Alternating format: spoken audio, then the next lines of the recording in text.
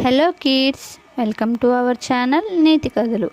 Be yourself, everyone else is already taken. ఈరోజు మన story ప్రేమగా పనులు చేయడం.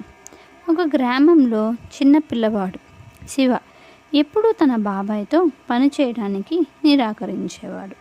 అతనికి కేవలం గేమ్స్ ఆడడం, స్నేహితులతో ఉండడం మాత్రమే ఇష్టం.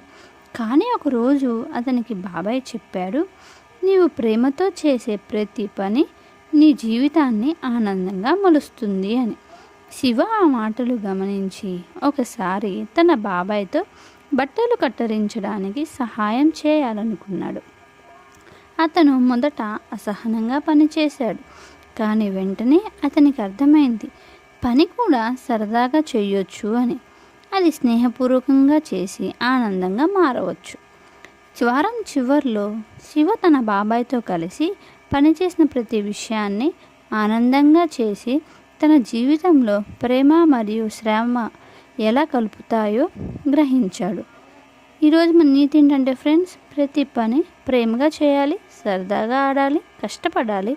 ప్రతి దానిని ఆనందంగా చేయడం ద్వారా మనం సుఖంగా జీవించవచ్చు. Thank you for watching. నచ్చితే సబ్స్క్రైబ్ చేయండి, లైక్ కొట్టండి. బాయ్.